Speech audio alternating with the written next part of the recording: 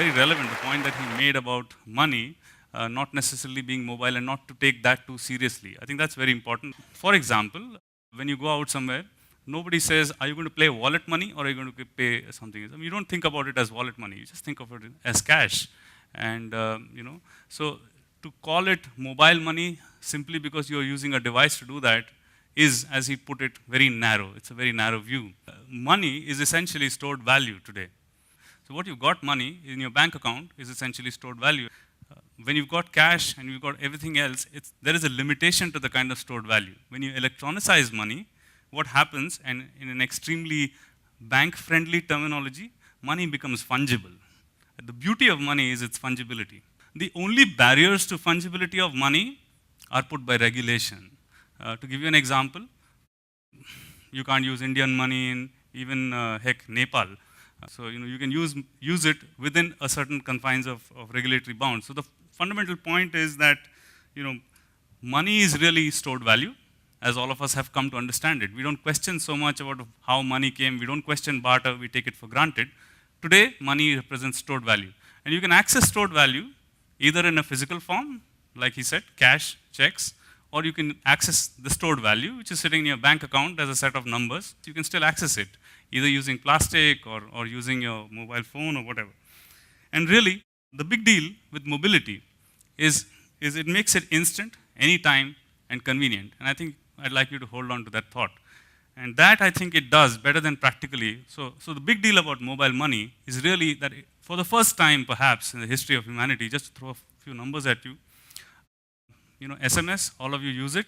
There are probably as many SMS messages being exchanged every day today as there are people on the planet.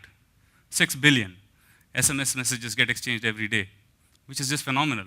SMS was not meant as a basic tool that came as part of the mobile phone. It struggled to actually take off.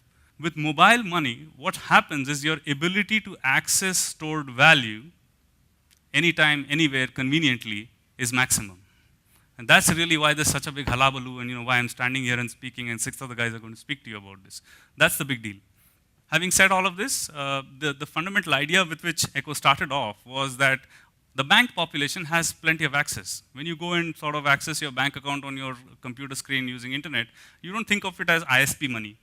So there's no reason for you to think of it as PC money or cyber cafe money or home PC-based money or laptop money. That's not how you think about it. It's just money in your bank account.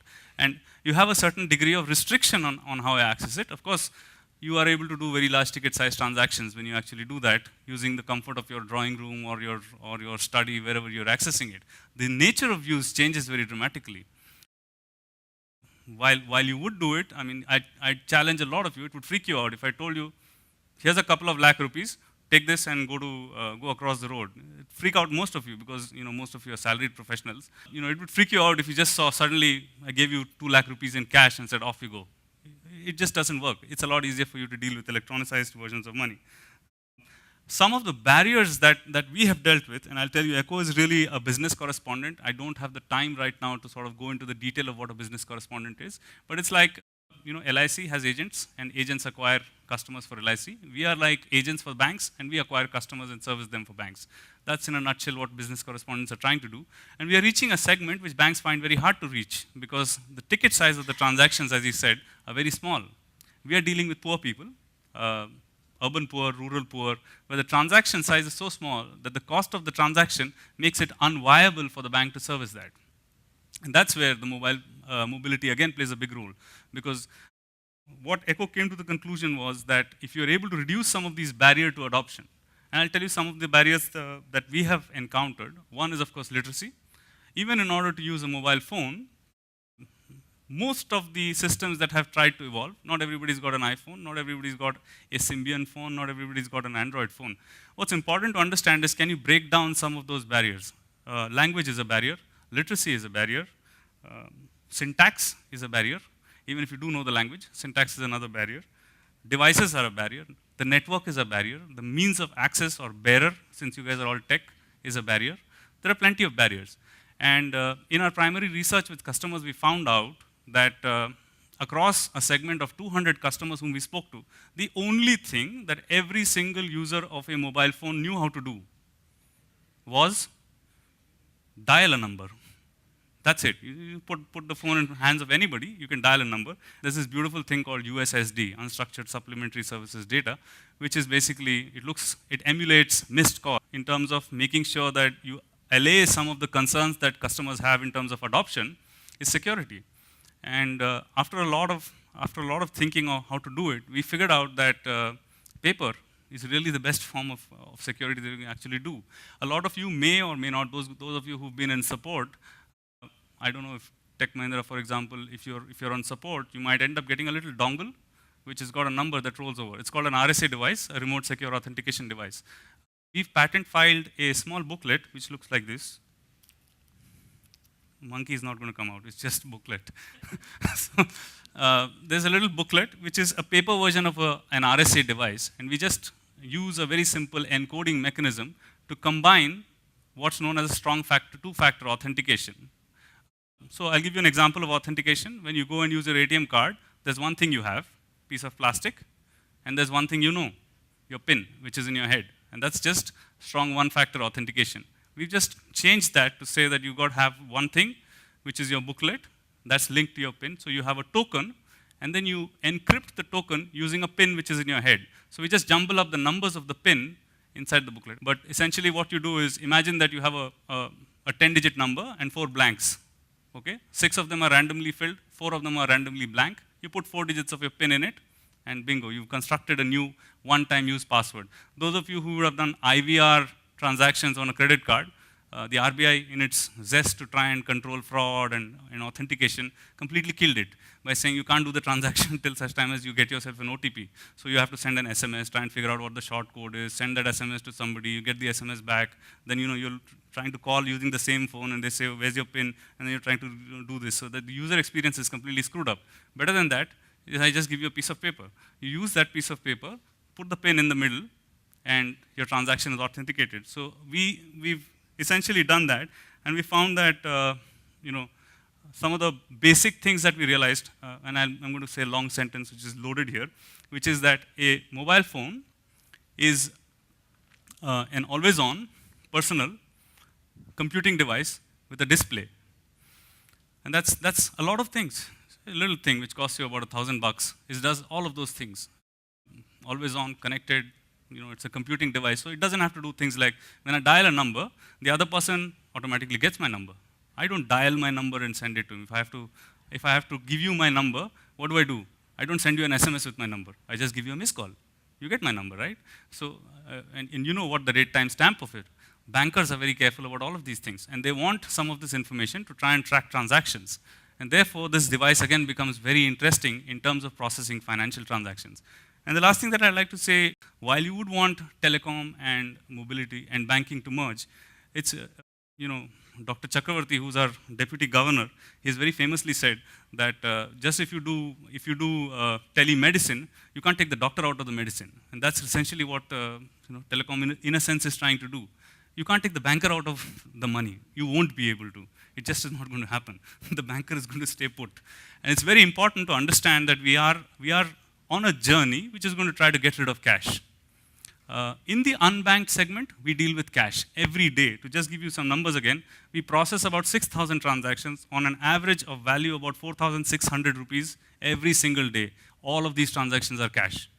Chap walks in, he's a security guard somewhere, walks into a retail counter. It could be a kirana store, a telecom outlet, it could be a stationery, kapde ka dukaan, whatever. The guy walks in, puts 5,000 rupees at the retailer's shop, and just like you do a prepaid recharge, the retailer dials a sequence of numbers, and seconds later, his wife, who's sitting in Tumkur, can withdraw the money from a State Bank of India ATM. We process about 3 crore rupees worth of transactions every day like this. That's the power of what can happen when some of these problems end up getting resolved. And Axis Bank is running its own initiative. What they are doing today, and I will not steal his thunder, is that you can do this. We've done it for one bank. They've done it for any bank. And that's really what's happening. So you're able to sort of electronicize money. The electronification of money instantly is really what's allowing the mobility of money then. So it's actually the reverse. You're using just the mobile phone as a front end to poof, make the money vanish, become a bunch of numbers, and push the numbers across. Talk about customer acquisition strategies and why some of these have failed dramatically. Happening with a lot of these strategies is no one's thinking. Airtel Money is thinking about Airtel more than money. And that's really the problem. And most people don't think about money as belonging to somebody else. It's me, right? It doesn't matter to me that you're not in Airtel. I still want to exchange money with you. And the minute you start to create islands, if a banker were to tell you, you can only bank with me, can't bank with State Bank of India, I will refuse to accept a check which is issued by Axis Bank. It's not happening, right? It has to be completely interoperable. We've learned this from the open world, and you guys have grown up in a world of open systems. The reason why the internet is such a roaring success is because it's open. People are fighting to try and keep it open, but that's what has got to happen with money as well. And the minute you try to disengage from a particular, so you know, even banks, while they try very hard, if you look at a mobile banking application, all banks, naturally so, want to brand the mobile banking application and say that, now what happens to the consumer is that you might have a bank account with two banks. No problem with that. But I'm going to now have to have two mobile banking applications. One for Axis Bank, one for State Bank of India, one for Yes Bank. That's not happening. Am I going to sit around downloading 3 mobile phone applications? Doesn't work. I mean, we've got to solve some of these problems. It's important for us to be able to provide that interface where you are able to do cross-bank transactions, look at any bank access. It's my money. It could be in this bank, it could be in the other. It really doesn't matter. I need a single window of access, and that's a problem that's still not been solved. The thing that, of course, banks are starting to do, telcos are starting to do better than banks. That's something that Airtel has done. No one in the room hasn't heard about Airtel Money. Very few people in this room have actually heard about what Axis Bank is doing. Axis Bank is doing about 20 times the kind of, not 20, probably 2,000 times the value of transactions on mobile money that Airtel Money is doing. Nobody knows about this. That's because Airtel launched a large television campaign. Axis didn't. So there's a lot of consumer education issue. The broad point I'm trying to make is that consumer education is extremely important, primarily because money is about trust. If you are not able to generate trust, if you're not able to communicate to the customer that the money that I'm handing across to you doesn't actually go into your pocket, but actually ends up where I want it to go, and it's a very fragile trust. Anytime it gets betrayed, you just completely lose faith in the system. You just refuse. I don't know, I'm guessing perhaps at least one of you have heard about, let's say, a credit card fraud being conducted. Go and use your swipe card in Malaysia, and you come back and you'll get a call from your bank saying, please throw away that piece of plastic, because skimming happens in Malaysia quite a lot. There are lots of good things that have happened. There's plenty of people who will come around and figure out what's a smart way of stealing money without even someone getting to know of it. I'm a firm believer, as a marketeer, I'm a firm believer that word of mouth is the mother of advertising. And there's no doubt that, if someone came and told you, this is a great device, no one paid me to, Apple didn't pay me to tell you that this is a great device. That works, definitely. In any kind of medium, word of mouth certainly works. And therefore, it's very important to make sure that no matter how small that customer is, even if his transaction is only 50 rupees, even if he only wants to send 235 rupees to his mother in Azamgarh, so long as the money reaches and you treat him with a smile, he'll be fine. We deal with an environment where banking is happening not in banking halls, not behind glass cabins. We deal with banking where the guy goes and talks to his neighborhood retailer, with whom he's probably paid, gulli danda or whatever is the equivalent these days, maybe gully cricket. And that's where it's very important to be able to create and maintain that trust. The last thing that I'm going to talk about is how some of the distribution strategies for this will work out. There's not going to be one single answer for any of these things, but there are going to be many use cases that come up. One use case that I described to you is remittances. The other use cases that are coming up are related to direct savings. You have people who are going in, cashing in small sums of money, cashing out small sums of money. You have a very large microfinance institution infrastructure across the country. It's going through a little bit of a crisis, but hopefully it will come back. And credit is a really big problem. All of you guys have absolutely no problem, and the entire banking industry in India is focused on people like you. You got a salary slip. You can get what you want from the bank. There's credit histories and there's salaries. But for a guy out on the street who's a thela wala and who's doing, selling fruit or vegetable or bread, or who's got a shop of his own, entrepreneur, absolutely no credit history, no standing with the bank. And there's a lot of demand for credit, because that's really what makes the entrepreneur go. You need credit. And that's somewhere, and we've realized that in the hinterland, in UP, in districts like Banaras, where we are working with MFIs like Cashport, what happens is that there's a natural trust which is being built up with this microfinance institution, and then they are able to leverage that trust to provide additional products and services. So if you're already servicing credit, it just makes it logical for you to also be able to service savings. It's not possible because of a certain nature of regulation, but it's moving in that direction. And there'll be additional distribution legs that will get started. You'll have people using some of these services in very imaginative ways. We also do incentive disbursals for healthcare workers in a very poor district called Sheikhpura in Bihar. We have 436 ASHA workers who are paid to go and do anti and postnatal care for women in villages, and they get 200 rupees for making 6 visits and educating the woman on the need to go to a PHC and get your delivery done rather than have it in your mud hut or whatever, to prevent child mortality and mother mortality.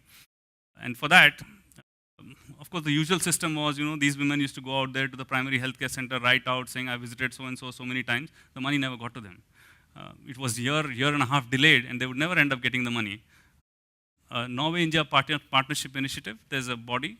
They found out about what we're doing, and they went out there and they convinced the State Health Society that all of these women can have a bank account which is opened using just a mobile phone. So we can use, the mobile phone is just used as a device into which information comes about the money, and they're able to use this and the booklet that I showed you to go and make their 200 rupee withdrawal. ASHA workers today are able to maintain a balance of something like 1,436. Might not seem a lot to you in this room, but it is a lot of money. When you go out to a district like Sheikhpura, 1,000 rupees is something that a lot of people haven't seen, don't ever have. The cash flow cycles are very, very different in rural India, and you see cash only when you have a harvest. The rest of the time, you just try and figure out barter. Exchanging a goat for something still happens. The uses of mobile money, the use cases of mobile money are many and varied. And the more brains we put behind it, the more collaboration we're able to put behind it, more inventing we can get. There's no stopping it. Thank you.